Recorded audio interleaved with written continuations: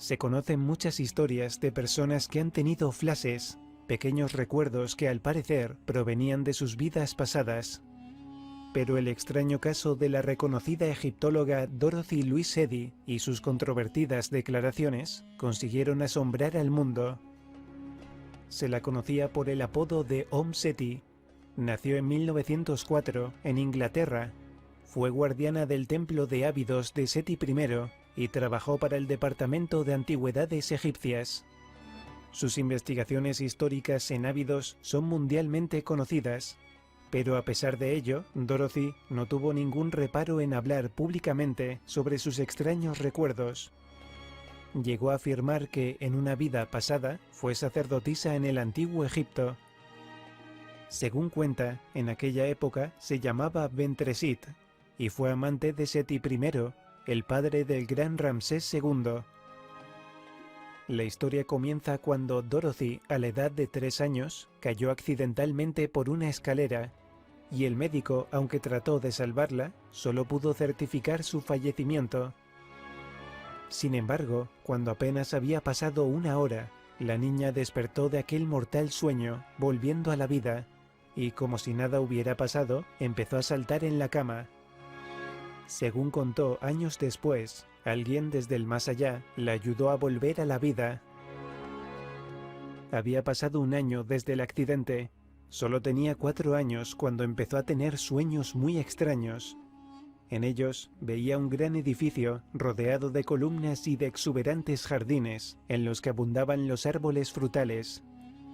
Relató que al despertar decía a sus padres: «Quiero volver a casa», porque añoraba aquella vida donde todo era esplendor. Pero sus progenitores no entendían nada, no sabían qué le sucedía a su hija. Sin embargo, pronto se darían cuenta del porqué de aquella extraña actitud. Todo sucedió una tarde, mientras se encontraba visitando el Museo Británico junto con sus padres. Al llegar a la sala de antigüedades egipcias, la niña de repente salió corriendo a besar los pies de las estatuas, al mismo tiempo que gritaba que aquella era su gente, y expresaba su deseo de volver a su casa de Egipto. Todos quedaron bastante desconcertados y no supieron cómo reaccionar. Pero no fueron los únicos. Incluso la propia Dorothy estaba bastante descolocada a la vez que impactada. Otro día, en un periódico local, vio una fotografía del templo de Osiris en la ciudad de Ábidos, en Egipto, y ante el asombro de todos los presentes, lo reconoció inmediatamente. Era el mismo lugar que aparecía una y otra vez en sus sueños. Esto despertó el deseo de la niña, con tan solo 10 años, de estudiar egiptología.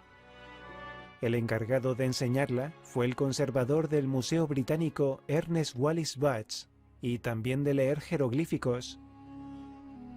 Tiempo después, a la edad de 14 años, Dorothy tuvo una impactante revelación.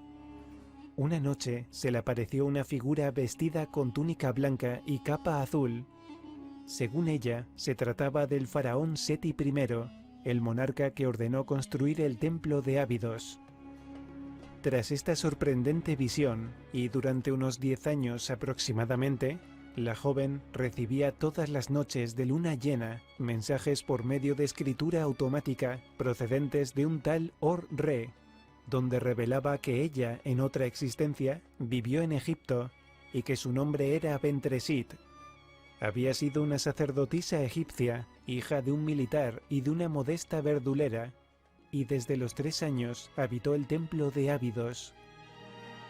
A la edad de 27 años, la joven empezó a trabajar en una revista egipcia en la que escribía artículos defendiendo la independencia de Egipto, mostrándose contraria al colonialismo. Y fue precisamente ahí donde conoció al joven egipcio Abel Megid, con el que contrajo matrimonio. 2 años más tarde, ella y su marido tomaron rumbo a Egipto para establecerse en El Cairo. La pareja tuvo un hijo al que le pusieron el nombre de Seti, por lo que a partir de ese momento, la egiptóloga fue conocida con el apodo de Seti, que significa la madre de Seti. Sin embargo, el trabajo acabó separando al matrimonio. Su esposo recibió una oferta para trabajar en Irak, y Dorothy no quiso acompañarlo. Ella se dirigió con su hijo al pueblo de Nazlet el Simán, que se encuentra muy próximo a las pirámides de Giza, donde consiguió trabajar en el departamento de antigüedades egipcias como redactora de documentos. Vivió durante 20 años en la zona de Memphis y trabajó en varias incursiones arqueológicas en Giza y Dasur. Sin embargo, después de tantos años deseando ir a Abidos, por fin, en el año 1952, logró visitarlo. Y cuando estuvo allí, en una noche de luna llena, entró en el templo, quemó incienso y pasó la noche rindiendo culto a los antiguos dioses. Pero no fue hasta 1954, al ser destinada a Abidos por el Servicio de Antigüedades egipcio, cuando logró instalarse definitivamente. Así fue como Dorothy por fin cumpliría sus sueños, volver a la ciudad que tanto amaba, donde vivió casi 20 años. Cuando llegó a Abidos, el templo estaba en muy malas condiciones, y ella se encargó de catalogar y traducir los 2000 bloques de piedra que se encontraban descolocados, e incluso localizó el lugar exacto donde se encontraban las ruinas del jardín cercano al templo que tantas veces había visto Om Seti en sus sueños. También predijo sobre la existencia de un túnel que pasaba por debajo de la parte norte del templo, y que efectivamente fue confirmado por una excavación posterior. Pero quizá la predicción más espectacular es la que afirma que debajo del templo se encuentra una bóveda secreta con una biblioteca de registros históricos y religiosos ocultos que nos desvelarían muchos misterios sobre ese desconocido pasado de la historia de Egipto. Sin embargo, aún no se ha dado la orden de excavar. Om Seti dio a conocer otras revelaciones. Según la información recibida por Seti I, el Osirión no fue construido por él, pertenece a una época más temprana, y también declaró que la Gran Esfinge de Giza es mucho más antigua que la datación oficial del 2500 a.C. Su conocimiento de la escritura jeroglífica la llevó a tener un extenso conocimiento de las antiguas ceremonias egipcias, por lo que siguió realizando rituales sagrados. Decía que todos los años, en días señalados, llevaba a Osiris y a Isis ofrendas de vino, pan e incienso. En Abidos, según relataba Dorothy, recibía visitas nocturnas de Seti I, y en 1972, en una de esas visitas, le dijo que un navegante procedente de la isla de Creta le relató que donde se halla el mar Mediterráneo había una gran extensión de tierra, pero cierto día se hundió, y solo quedaron las montañas que hoy forman las islas griegas del mar Egeo. Curiosamente, diversos estudios han demostrado que tiempo atrás el Mediterráneo llegó a estar seco. En 1974, durante otra visita del faraón, este le contó sobre los viajes que había realizado a otros planetas, que según él estaban habitados, e incluso en muchos de ellos vivían seres humanos. Poco antes de su fallecimiento, Om Seti participó en 2 documentales para la televisión, uno de la BBC, Om Seti y su Egipto, filmado en Abidos en 1980, y otro en National Geographic llamado Egipto en busca de la eternidad.